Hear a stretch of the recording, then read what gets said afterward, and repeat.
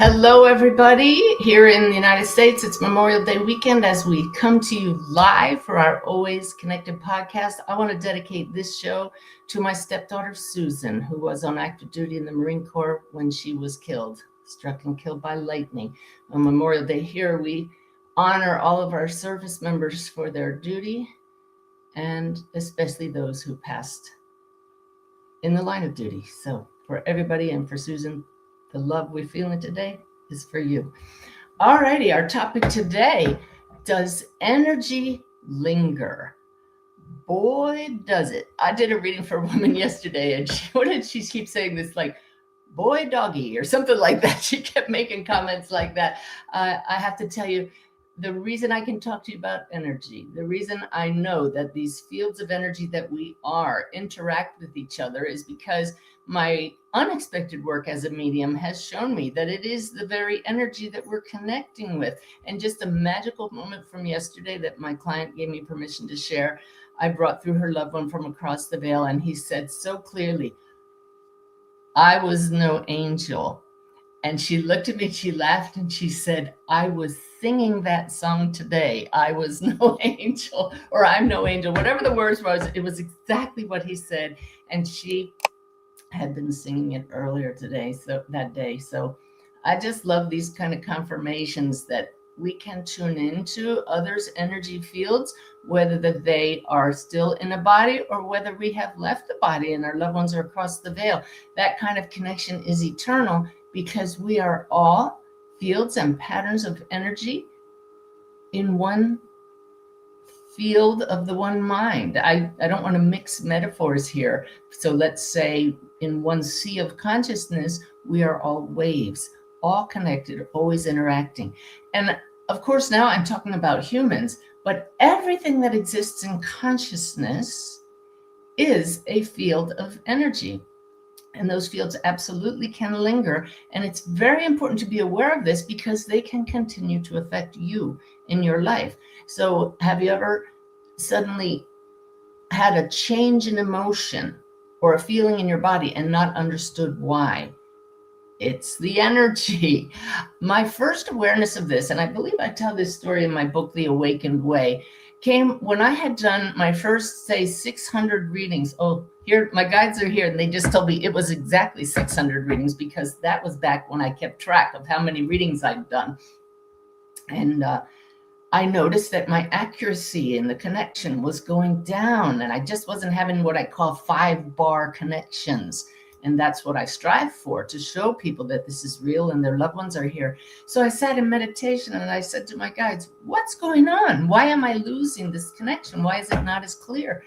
And my main guide said to me, you have been doing hundreds of readings in this room and you have never cleared the space. And I had this moment of, wait, what? You mean I'm supposed to do that? Because I had only had a couple of teachers to that point, and they had never talked about the importance of that. So I asked how to do this. They talked about my guides talked about various ways to do it. I did some research online about sage. I think I have a little piece of sage here somewhere. I usually have one around these days, just a piece of sage like this. And I cleared the room, and no kidding, the connections went right back to 5 bars.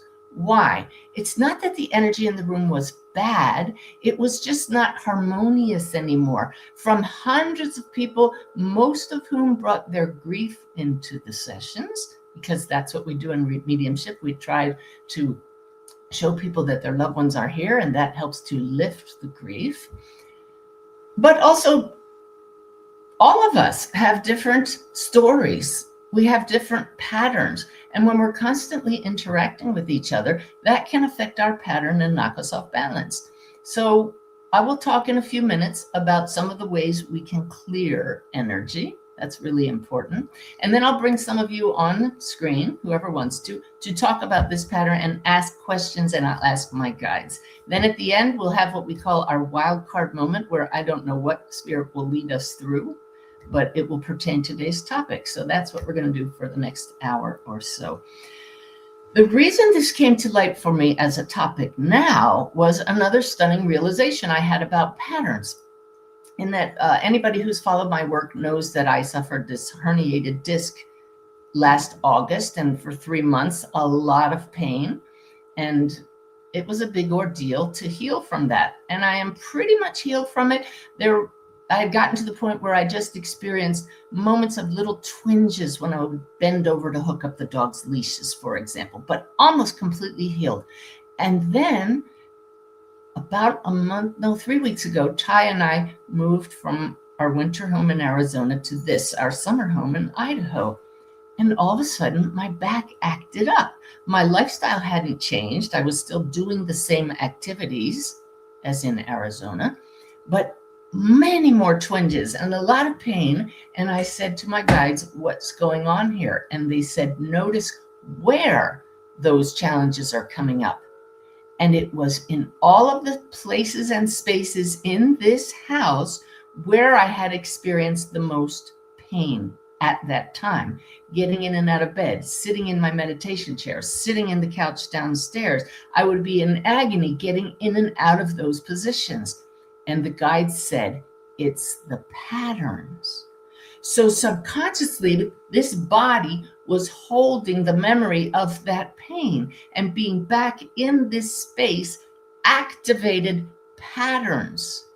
So I hope that this is leading to some big ahas for some of you. Is the house holding the pattern? I'm asking the guides now, and they say yes and no.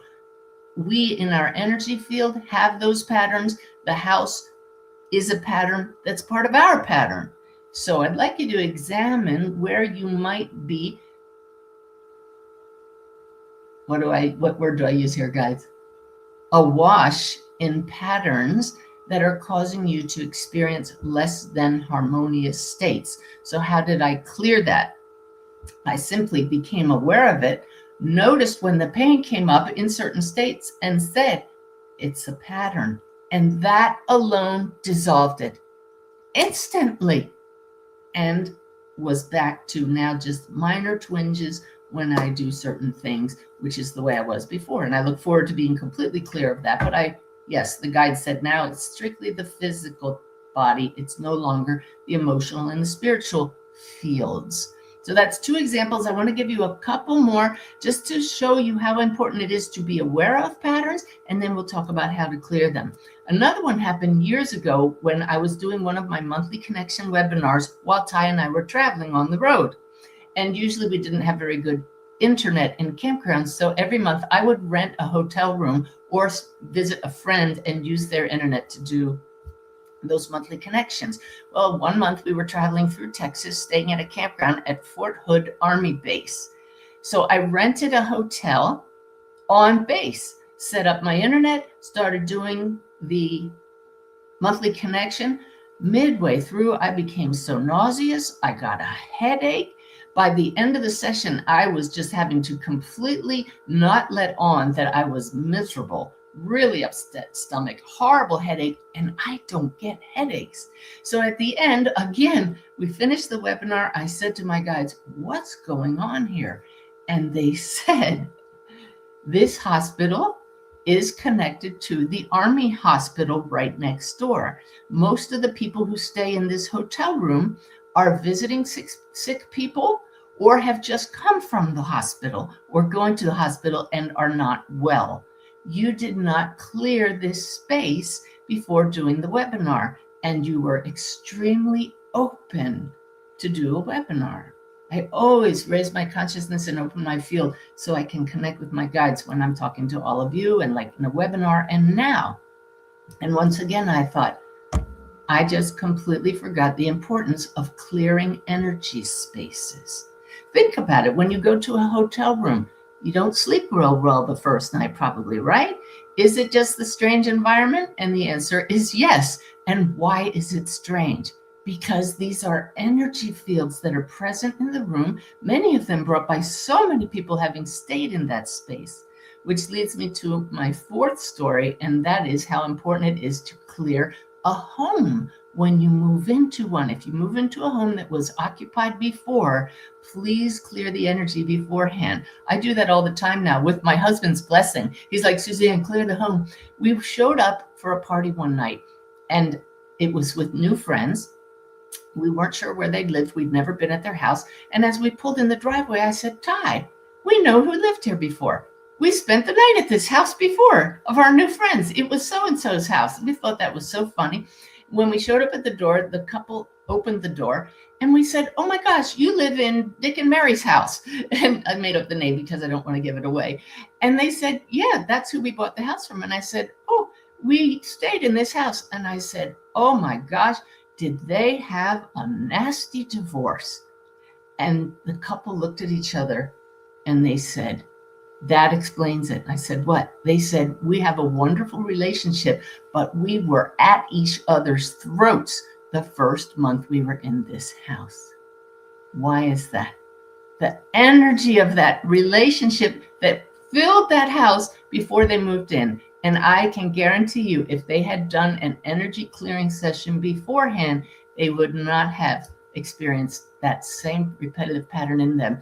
The guides just reminded me of, perhaps you've heard stories of people who have organ transplants and suddenly take on the characteristics of the donor. I had a wonderful Rob Gentile on this show to talk about his heart transplant, and he suddenly craved M&Ms and had a desire to listen to music that a young teenage girl would listen to. And he found out about his donor, and she had M&M cravings and listened to kind of music that he was now listening to. Why? Because every organ, every cell, every tree, every plant, every person, every animal is a field of energy. We're swimming in those fields and we pick up on those. I have this hanging in the room where I work out. My guide said, get it out today. It's a beautiful mandala that a follower in the community sent me. And it just shows all these beautiful patterns of energy. But this is a static picture. Imagine that like a kaleidoscope. This is the way the energy fields we are in interact, constantly changing, constantly dancing. And if any of them are not harmonious, meaning not coherent, if they're scattered, fragmented, carrying patterns of pain, of trauma, of illness, we want to take proactive action to bring our energy field into balance. So people talk a lot about, do I need to protect myself? That to me puts us in a state of being guarded, on guard, tension, when instead we can be open, which is what allows us to sense spirit around us. But porous is a word my guides taught me. Let everything flow through without lodging and affecting you. As you hold a coherent energy field through your awareness, other fields will come into coherence with you and you won't be knocked off balance so much. So that's just a mental way we can clear our own field. How do we clear the fields around us? Well, saging is definitely one way. I honor Native American traditions that use sage. I have not studied their traditions and I don't mean to co-opt them, but this is one way that has worked for many cultures across centuries. So find a way that uses sage or other plants in a way to clear the energy. It works. You can ring bells. They're like little tingsha bells. I have a set in Arizona, but not here, to clear the air. That beautiful, pure vibration brings the vibrations in the space around you into resonance and coherence. You can simply clap your hands with the intention to clear the air. I like feathers like this. My dear friend Candace Blair gave me this beautiful ceremonial feather. When I'm using sage, sometimes I'll use it to visualize energy fields being cleared and clear my own field. Perhaps some of you have worked with an energy healer who runs a feather through your energy field. In the past, this Navy commander here used to think things like this were ridiculous, but the proof is in the doing.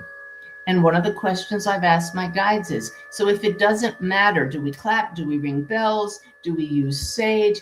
Is it really mostly about the intention?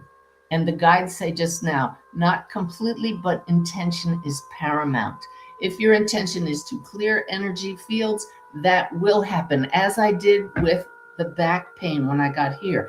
All it took was awareness and the intention that I am free of those old patterns.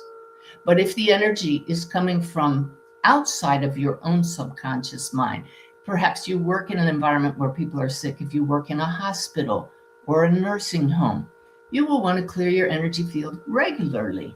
So the guides are saying that things like plants, like sage, bells, and such do create an objective vibration that is helpful. So I can tell a lot of you are saying, wow, this is kind of new to me.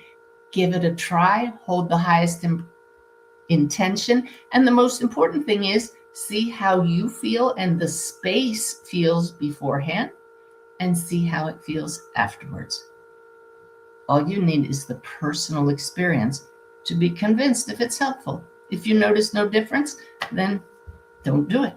But I've noticed a tremendous difference in multiple areas of my life, and I hope you will too. I think I told you all the stories that I wanted to share. Yep. My chief of staff, Stephanie, leads a wonderful organization called Care Farm, where it's a nonprofit organization. She has Care Farm with a K, where they bring in people who are in deep grief to their farm for no cost to discuss what they're going through, to find strategies. It's just a beautiful experience, all helped by volunteers. And she said to me just the other day, after I shared this issue with the awareness of the back pain and the cause of it, fields, she said, Suzanne, we've never cleared the space at Care Farm, and I'm noticing a difference. Do you think I need to clear the energy? And I said, Stephanie, what do you think? And yeah, it just comes with awareness that we to a certain level can absolutely manage the energy around us and within us. So there we go. That's my talk about it. Now I see quite a few of you in the waiting room who are going to come on, and I hope that you will share a question about the topic we're talking about. I'll ask my guides to see what they have to say. I see Christy, then we'll get to Julius, and here we go with the glasses again, and Carrie and Caroline, and then hopefully Christina. And if we get to more after that, great. Stick around to the end. We'll have a wild card moment from the guides leading us through something that will be helpful regarding this topic. Does energy linger? So that was our topic. Now we're going to talk with Spirit and with all of you. Christy, you've been waiting the longest, I believe. Welcome to the show. Hi. I've been following you for many years, and I just want to say you and your work have given me a lot of strength, and I just want to say thank you. It's a joy. It's a joy. Thank you, and Susan. Yeah. I've been in an abusive marriage for the past 3 years, and my issue is I have a lot of love and joy in my heart, but my problem is that when I'm in this situation where it's just a constant barrage of put downs and insults, how do I, like, it goes on for hours, 5-6 hours long. How do I keep that love in my heart for that long when someone is just overly critical and just really nasty for hours on end? And I've gotten to the point where I've realized I don't have any more resonance with my spouse, and it's just hard to clear that energy when it's just on, happening for so long and just day in and day out. I get it. Okay. May I answer these questions before you ask any more? Yeah, I just had one little small one. Save it to the end because I can only hold a little, as the guides are just talking to me. The whole time you're talking, the very first thing they said was, please distance yourself from this energy. The fact that you are exposed, that's not the word, is it? Exposing yourself to, subjecting yourself to hour after hour of abuse is showing that you can turn up the self-love. It is not loving to yourself to be present with someone who is not loving to you. Now, there are exemptions to that. Somebody with Alzheimer's, for example, who needs care, that's a different case. But somebody who is not disabled, who is abusing you, I'm not a therapist. I can't go into it. I'm not here to give advice other than please find a way to love yourself and continue to love the soul of that one who's hurting so badly that he's reacting that way to you. But at the same time, distance yourself from that, and definitely when present, be aware. Good. The guides just said a really great word is to realize this is like weather patterns passing through the blue sky of our awareness. These are patterns of energy that are being thrown at you. They can pass through you, but what do we do when there's bad weather? Christy, what do? We seek shelter, we take cover, we find safety, we get away from it. Okay? Okay. And then really use this as an opportunity to ask your guides why you are still subjecting yourself to it, how you can better take care of yourself and still fill this situation with love. Okay? What was the final question then? I just this whole situation has just been so dramatic and traumatic for me, and I just have realized I've only had really resonance with a handful of people in my life, and I'm in midlife right now, and the thought of like never meeting a soulmate in this life, because I haven't yet, and I'm thinking maybe I never will. And if that's the case, it just brings me so much sadness, an incredible sadness. And no, B, I would like you to transform this into, wow, this has really shown me what for some reason I attracted into my life. And until I can love myself enough to extract myself from the situation, I will continue to attract this, because this is the opportunity to realize you are safe by yourself, you are whole by yourself, you are loved because we are love itself. Without another person, you will be trapped and draw situations that help you learn that lesson. I was there once. And I was scared to death to be by myself, so I stuck around. And then once I got out of it, changed and attracted a very different person into my life. So you can be hopeful now, but it requires really stepping outside your comfort zone into a new way of being, which may be being alone, right? But please don't even seek another relationship until you really see why this one got to the point it is. Because really, if you look at people who've been married 2 and 3 times, they say, I just went right back and got the same kind of person, male or female, same kind of person. And then when you finally realize what it is and you feel safe and loved no matter what, wow, you start radiating something completely different, and in comes the love of your life. So be excited, okay? And please, at the same time, be compassionate with yourself that this is the point you got to, but it's a wake-up call and time for something new.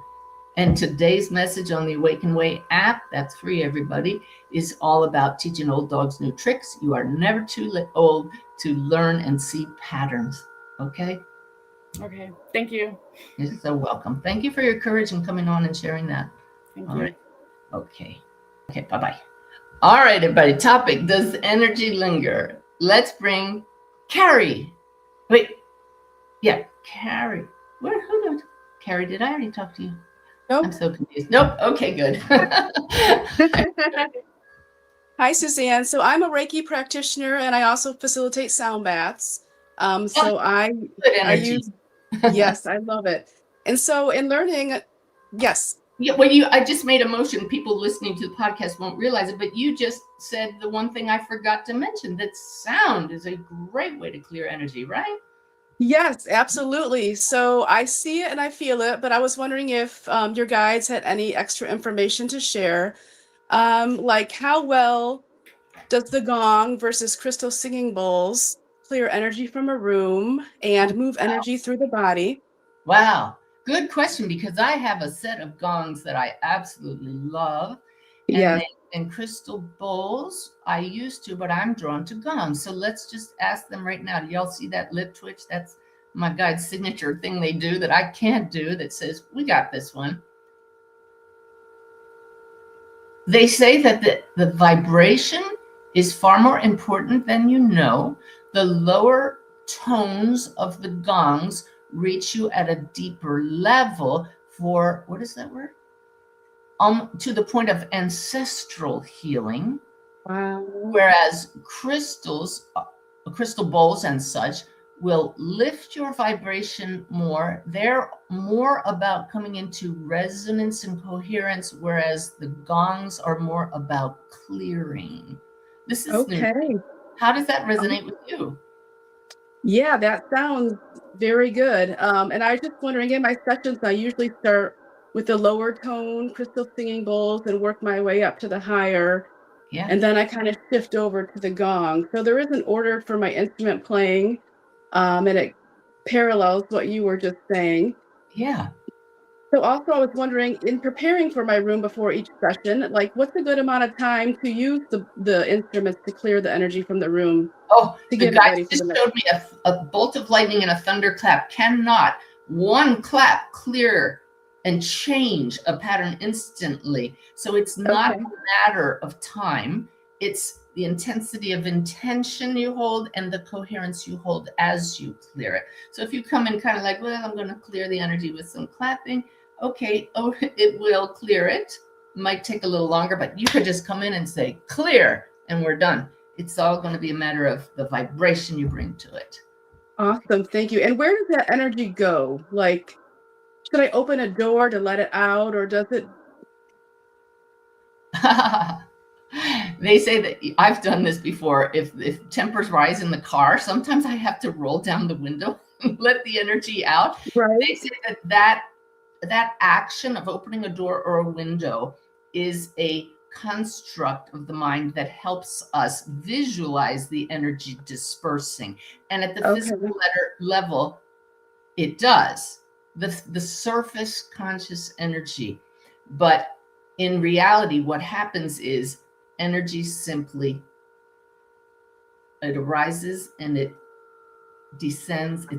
Descends is not the right word. Let me get the right word. It dissolves. It just goes back to the stillness. It's Clears. just, okay. It's all from the same field, just being recycled, recycled, recycled. So nothing really disappears. It just arises and subsides. That's the word. Subsides. Okay. Thank you. And what about the energy moving through the body? A lot of my clients say feel the different instruments in different portions of their body.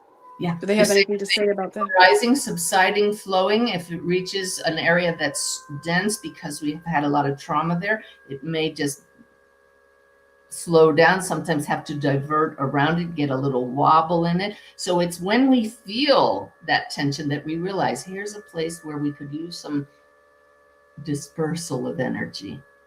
So okay. That visual again of being porous and open over and over as we clear our own field is going to be very helpful. We have a practice where we put the hand on the heart. The guide said we'll get to that. So that's going to be part of the wild card moment. All right. Thank you so much, Carrie. Great question. Thank you so much. Love you. Well, lots of love to you as well. And love to everybody who's live in the chat right now. We have this group that joins live. If you're on YouTube, you too can minimize the video and see the chat on the screen at the same time and join in and feel the love. Thank you all for bringing that. I feel it every week. Next up is Caroline. Hello and welcome to the show. Thank you. Thank you for having me. I needed to show you this and this. Oh, these are my gosh.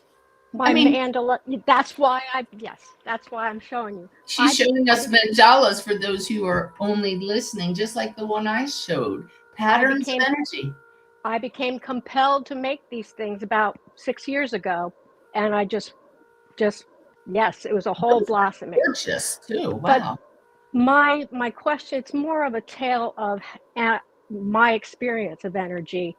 We recently were new RVers, recently took a trip down to Tennessee.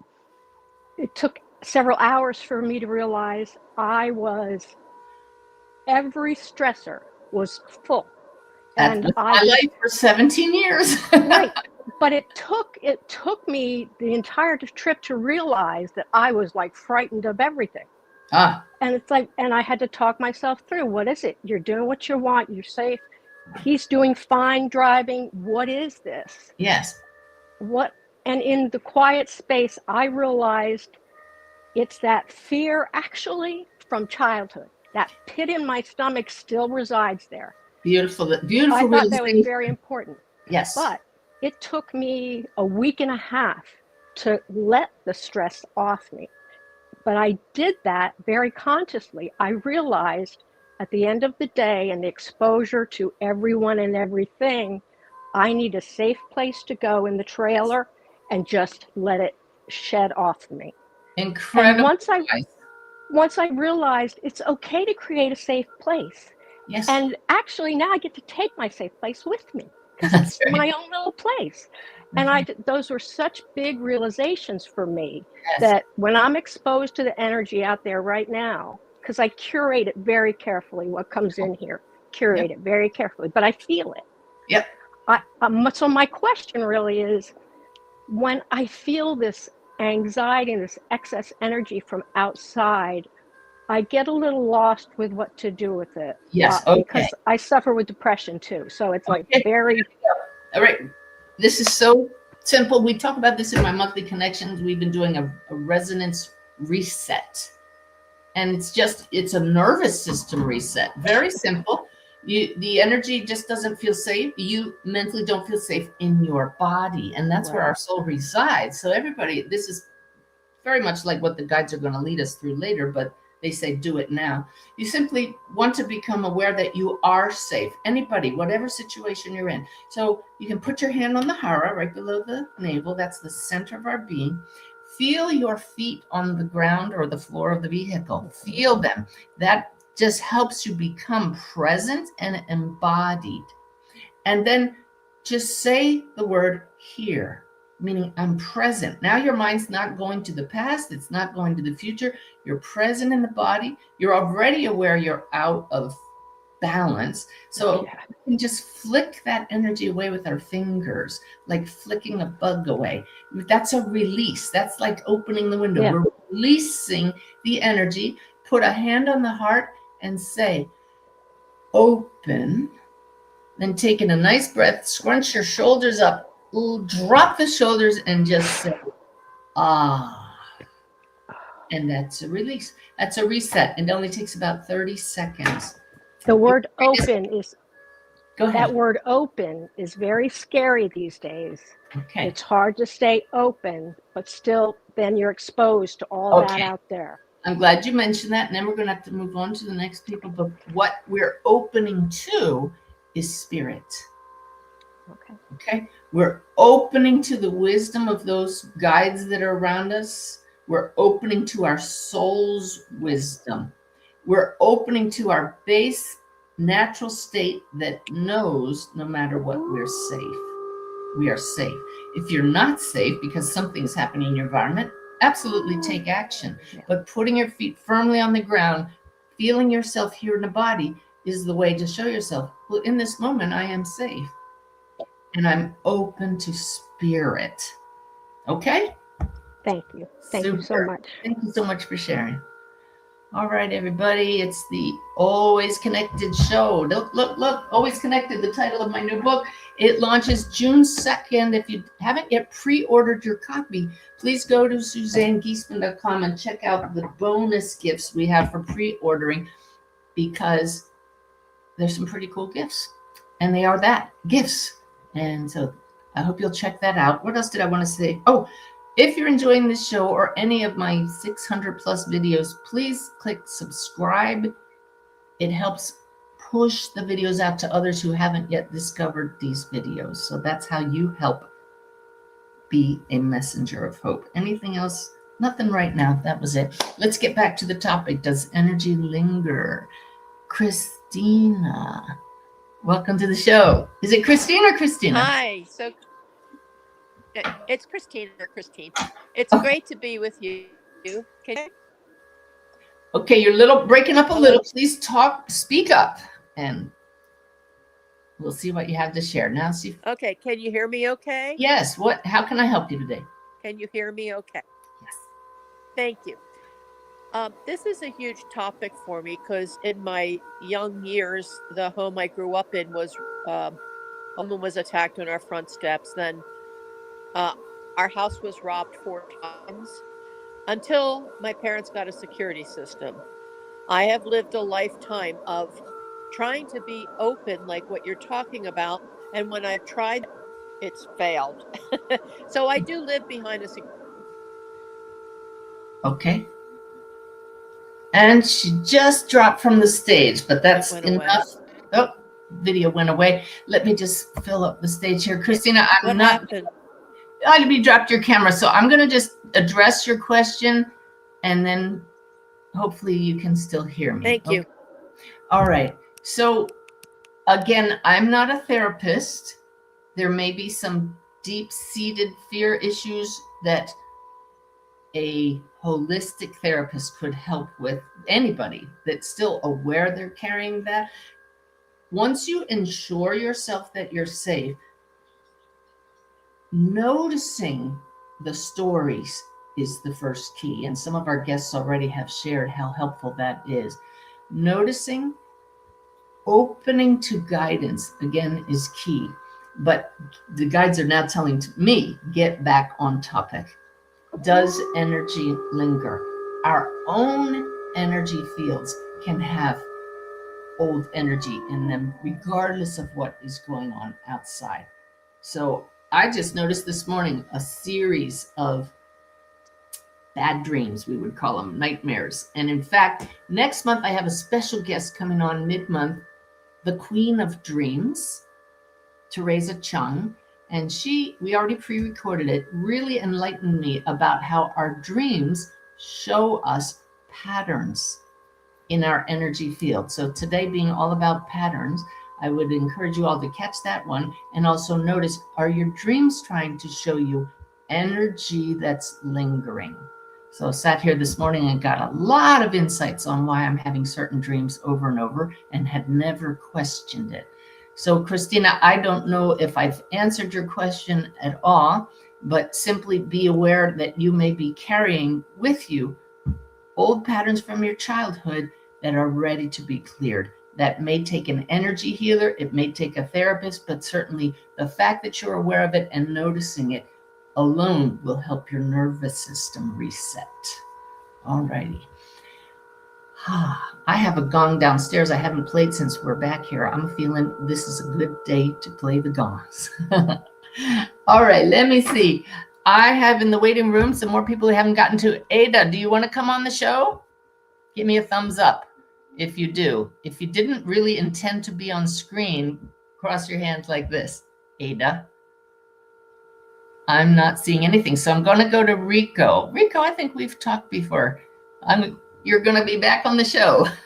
Hey, thank you so much. This is a subject really dear to me. I'm an energy attunement guide. I use tuning forks to create a energy field. I have one right here. Right, yeah. I use matching forks to create a field between them. And then when I work with clients, I circle their biofield releasing, and I can tell you energetics from childhood, from major traumas, from also ancestral energy. I can totally find it with the tuning forks. They'll go out of coherence. And when I first started doing this years ago, I was getting my butt kicked after the sessions. And I like, what is going on? I'm an empath. So I was absorbing my client's energy, and I didn't know how to protect myself from that lingering energy. So I started using these grounding cables, and I put one grounding cable on my client's ankle and then one on myself, and I plug it into the wall, which is just a ground UFER that goes right to the earth. And it keeps our energy separate. And you found that it works. Oh man, it works like a charm as far as keeping our energies untangled when you're around other people and you're working on them. But anyways, that was just I just want to tell a quick story. I'll jump off. I also do blood viewing before and after sessions. I think I didn't tell people that we got to keep the sharing to a minimum because people have questions. Do you have a question by any chance? Well, I just was asking about how the energy in the ancestral field, I mitigate it and I clear it. How do we come in with that? That is brought in from lifetime to lifetime through epigenetics, or how is that energetics lingering in our ancestral field? I'm laughing only because, Rico, just this morning when I shared with my husband that some of the dreams I'm having are probably a little bit of PTSD I wasn't aware of from two of my military experiences. And he reminded me of a very clear past life I had that ended traumatically. And my husband, who is not woo-woo at all, said, yeah, and don't forget that past life. And I was like, wow, listen to you, Ty. So yes, we are souls. We are not just this lifetime. We have in our field every lifetime, every experience that soul has ever had. So those are in the field, as you well know, being an energy worker. And if it serves the soul's journey in this lifetime, some of those will, like the tuning fork effect, come into resonance with our life here in a way that we feel it, that activates something that causes us to see it as an opportunity and heal it. So yeah, we're carrying around past life stuff because it serves a purpose, and healing it is one of the ways we grow here. So yay. Yeah. Okay. Thanks for answering that. I really appreciate it. Thank you, and thanks for the work you do. Yeah. All right. Bye-bye. Ada, I'm going to give you one more chance. You do want to come on. Excellent. Then we'll get to Barry, and I think that's all we'll have time for today. Welcome to the show. Oh, no, but I can't hear you. Do you happen to have a microphone there that's... You have a mic, but is there a muted? Can you hear me now? No. Okay. Yay. Hi, Suzanne. I'm sorry. Before, I was looking where I do the thumbs up, and I didn't know that you could see the camera. Okay. So I'm going to tell you first thing, but I'm going to go quick to my question, okay? Okay. I am Ada. I just wanted to thank you for your work because it has deeply impacted my life in my spiritual journey. Basically, well, most of your books are right here. Oh, my goodness. All of that. And, it is so deeply, I felt so deeply connected with the things that you have teach me. Now, my question is, how can we tell the difference between true intuition, emotional projection, and genuine energetic awareness? Okay. Everything, I'm going to try to keep this related to energy fields and lingering energy, but everything is true energetic awareness. That is how we, as awareness itself, experience life, through the flow of energy. When we say, is it true or imagination, what we mean really is this a shared experience that others would relate to and validate with me? Because otherwise, it's something that's only meant for you, and we call that imagination, right? So like, for example, when I do a reading, if something comes up in my mind, but it's simply coming from within my lingering energy fields, and I pick up on that, my client is not going to relate to it. It's not coming from the spirit. When we say it's real, it really just means that I've picked up on something that is in resonance from the spirit who's communicating it to the client, and I understand it. That makes it real because it's shared between all of us. What's your goal in wanting to know, is it real or is it my imagination? Are you trying to connect with a loved one or sense your guides and angels? Both. Yeah. I mean, that's basically what all of my work helps people to do. So you want something that's helpful and healing. That's going to be number one in importance. So when you sense something, whether in meditation or contemplation or just washing the dishes, suddenly you get an insight and you say, did I just make that up, or did that come from my guides, or was that my mother across the veil? Was it new to you? Is it helpful? Ultimately, we're all the same sea of consciousness. All that's arising in awareness through that energy moving is awareness itself arising as experience. Did it really come from a loved one or guide? It's coming from source, the sea. But you'll know it comes from a loved one or guides by that knowing in your gut. And that's why I have focused so much recently on the hara, putting your hands on the belly, getting out of the head where we're going, is it real? Is it my imagination? And just feeling the solidity and the knowing in your gut and your heart. So the most important thing is what you're sensing, helpful and healing. Does it help you here and now? And then, is it your loved ones or your guides is the next question. You will know it. Is it real? Everything is real that arises in consciousness. Okay? Okay, thank you so much, Suzanne. So welcome. It's lovely to connect with you. Thank you. Well, gosh, our last guy just dropped off, so maybe he didn't realize I was going to bring him on and didn't want to come on, but that is just a beautiful way to end that section there with Ada's question and her comment, because I know it comes up a lot. So now we're going to go to our wildcard moment, which is always an interesting moment for me because I really don't know, what am I supposed to do here? Well, I, Suzanne, don't know. The guides know. Our topic is, does energy linger? And they say they're going to give us a message directly. See, I thought we were going to do the practice where we put the hands on the hara, flick away the energy, open the heart, but we already did that. They remind me. So they have a message to us. I'm going to get out of the way. My voice generally changes when they speak because it's a different level of coherence, and it helps all of us know this is not just Suzanne talking to you. We're getting Suzanne out of the way and letting the guides talk.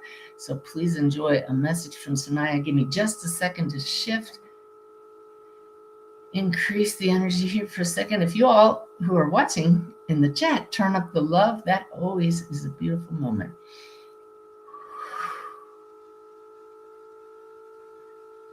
Perhaps you were not aware of fields and field effects when you were a child, and yet, as you look back upon your life, you can see those moments when your interactions with family members and friends, and then as you aged with bosses and colleagues and marital partners, affected you to the point that you were knocked off balance, or suddenly you were out of balance and you come into balance. That tuning fork that you were shown, in fact, we will allow it to be shown on screen. The tuning fork is a most excellent instrument to visualize when you wish to understand field effects. A tuning fork, when struck, sends out into the field very coherent energy at a certain frequency. We would like all of you to visualize yourself as a tuning fork and realize that the vibration you are resonating and radiating to the world is what you are attracting to you. And so it does behoove you to radiate to the world the most coherent possible energy, the most harmonious radiations. And how do you do this? Why, this is what this entire hour together was all about. First of all, just being present in this energy as the topic was being discussed did bring you into a more coherent state, did it not?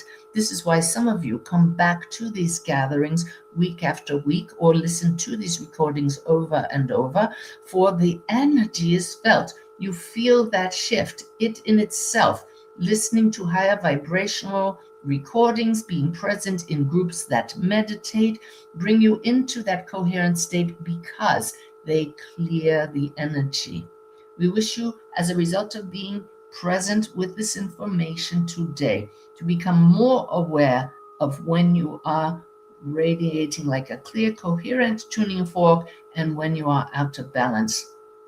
Using the methods that have been discussed today, you will notice a difference in the way you feel and in the way those around you interact with you. For all is truly connected. It is impossible to be separated from the fields around you. Yes, of course, there are times when you would not like to interact with some of the waves that are crashing like against a seawall that has been put up in an artificial manner and radiating back and hitting you to the point that you feel it.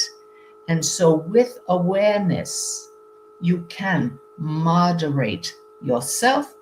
As we have said earlier, extract yourself from certain situations where the energy is no longer tenable, and do your best to create, yes, positive vibes. We are not saying that the spiritual path is all about being happy, positive, bright at all times. It is about becoming aware when the layers of the weather patterns are obscuring the pure blue sky of awareness. That blue sky, your true nature, is neither happy nor sad. It simply is. And that isness is the true definition of peace. If you are unable to find the peace that lies always within, then we ask you to use some of these techniques: the sound, the clapping, the saging, the intention, always paramount, to return to that state of clear weather. Whether or not you are in balance, you are already whole and complete and safe at the deepest level. Take all action to ensure your safety at the physical level, whilst at the same time remaining aware of the patterns of weather affecting you. Thank you so very much for joining all of us. We feel your love, we see your high intentions, and we honor you always. You are so very loved.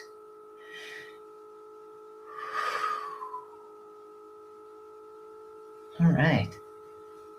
There we go. A message from Sanaya. I love those guys and girls. Good energy. Thank you all so much for joining me. Where do we go here? I'm going to put this title back up there. Does energy linger? Hopefully by now, you know it sure does. I hope that this has given you a dose of awareness and that you'll join me next week. I don't even know what the topic is yet. I'm sure Sanaya will give it to us, but it's a joy to be on this journey with you. Go out and have a great rest of the day. Bye-bye, everybody.